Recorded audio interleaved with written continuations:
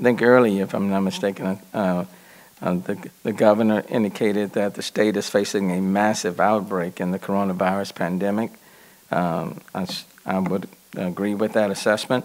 Of today's newly reported cases, today the Houston Health Department is reporting 987 new cases of COVID-19, bringing Houston's total to 16,253.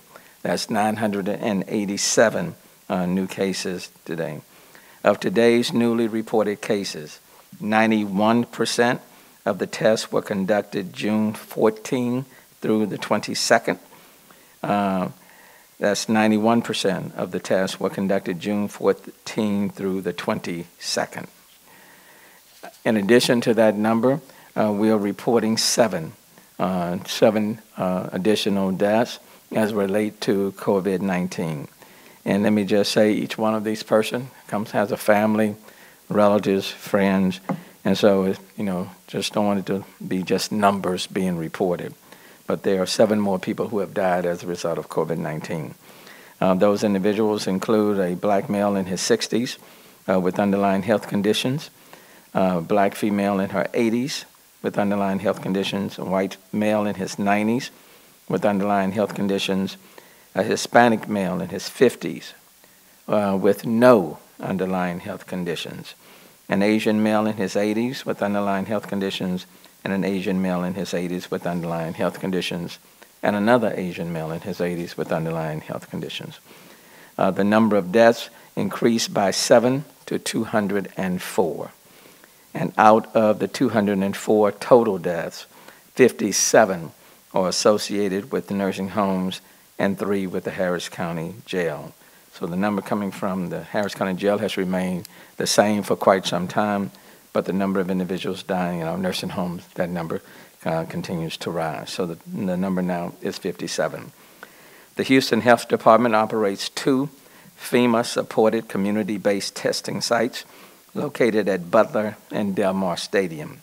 The first site opened March 20th and the second on April the 1st.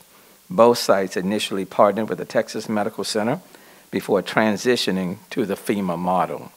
To date, more than 60,000 people have received free COVID-19 testing at the 2 Houston sites alone. FEMA previously extended support through June 30th and increased the number of specimens that can be collected daily at each from 250 to 500. And given the rise in testing and positive cases and hospitalizations, the City of Houston asked FEMA to extend its commitment beyond June the 30th.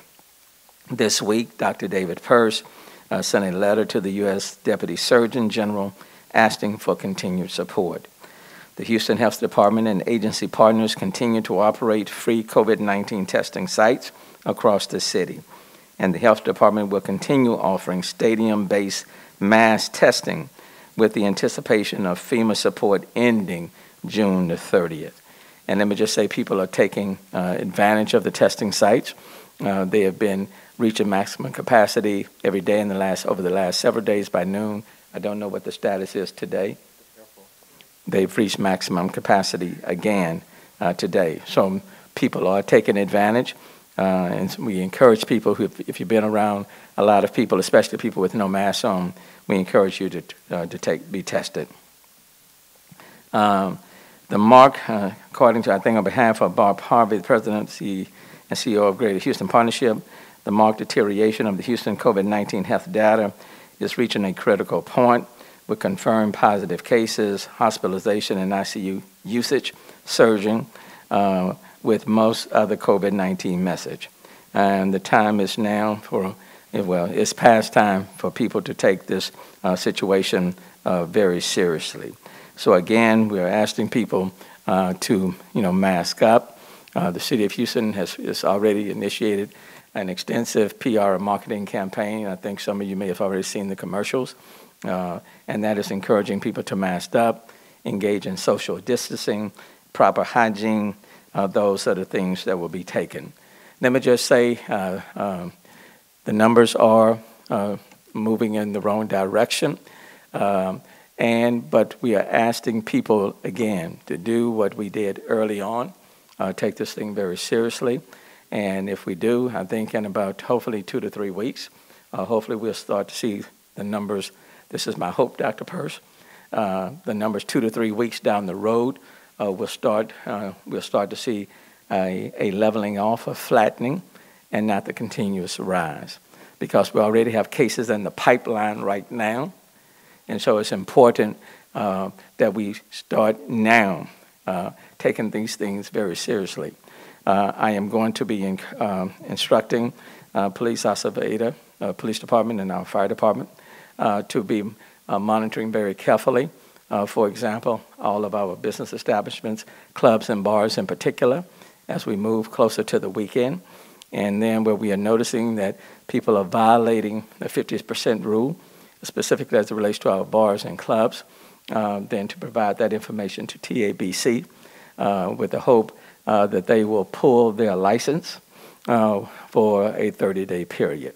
So I do want to put people on notice now that as we move closer to the weekend, we are going to be actively monitoring whether or not people are complying with the occupancy requirements and whether or not they're wearing their masks, because we want to really crack down on people who are not adhering to the rules.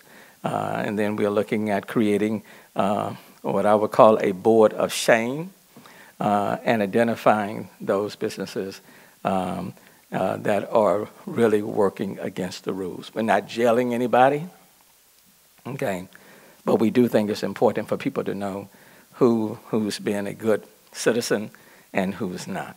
So let me encourage people to really follow the occupancy requirements. If you're at 50%, please operate within 50%. If you are supposed to be at 75%, please operate at 75%. If you're supposed to have a policy in place where you're making sure that your employees and those who are visiting are wearing the mask, please do just that. Please take this virus seriously. We are certainly taking serious what's taking place, what we are seeing, and we were doing quite well. But the goal is to, again, to flatten this curve and to slow the progression and to make sure that we don't become the epicenter of this virus in this country. And so I know Houstonians, I know when we put our minds to something that we work collectively to get it achieved. And so I'm asking Houstonians again to adhere to what the rules are, what the law is, and let's do our part to flatten, to suppress, and to slow this virus down. I know we can, and I hope that we'll all participate. Having said that, Dr. Persse.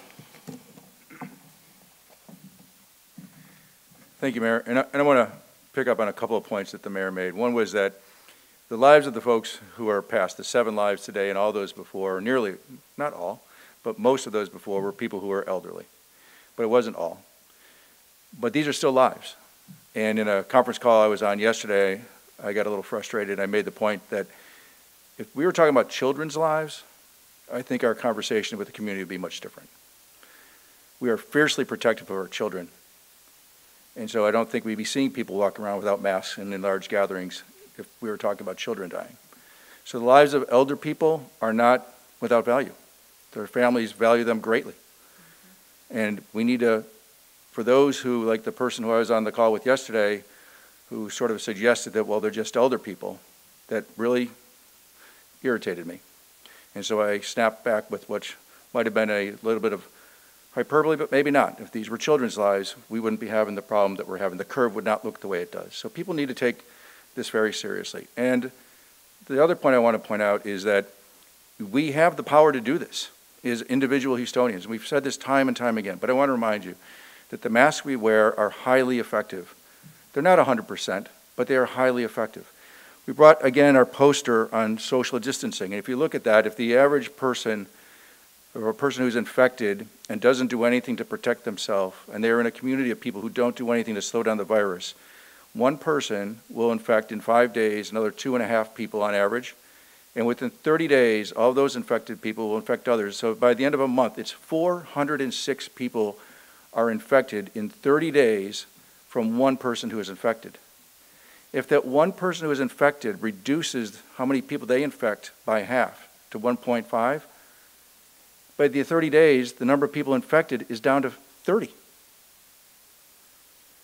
And if you cut that in half again, it's down to less than 3.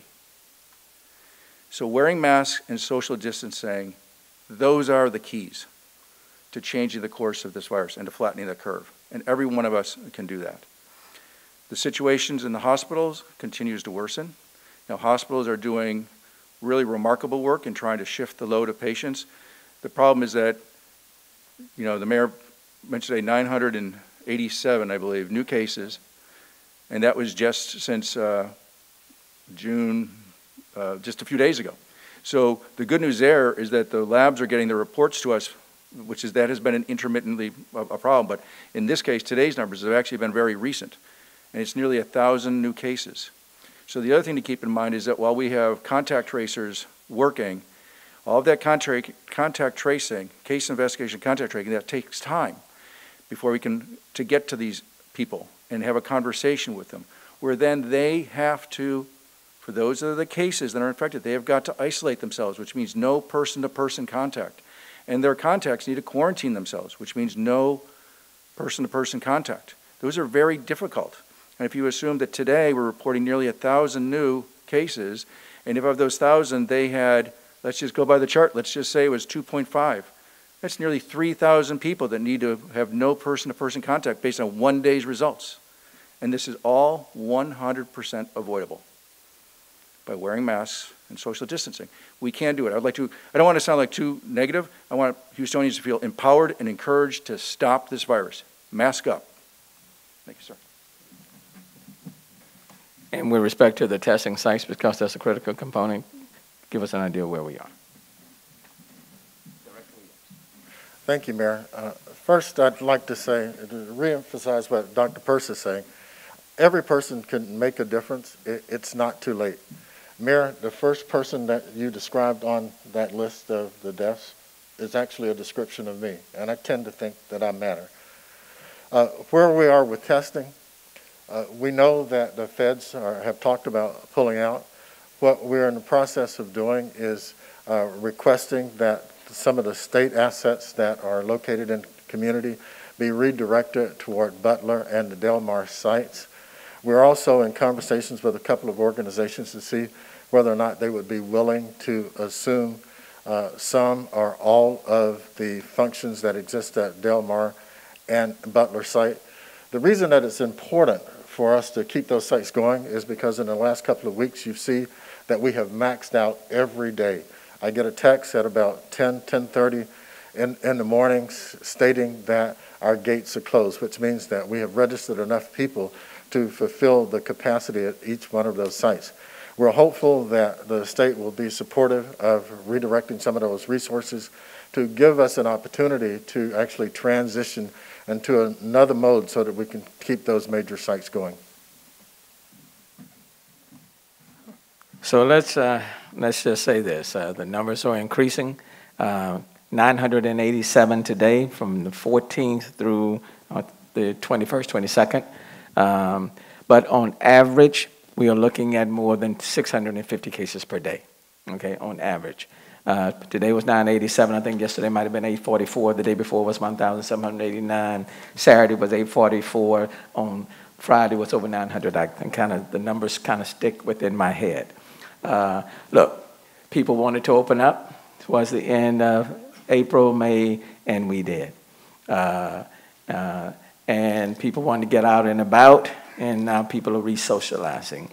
And this virus now is taking off. Nobody's saying we're shutting down, but we are asking people, you want to open? Okay, let's put on the mask. You want to kind of get out and about? Let's put on the mask. You can still social distance. So we're going to be monitoring things a lot closer as we move towards the weekend.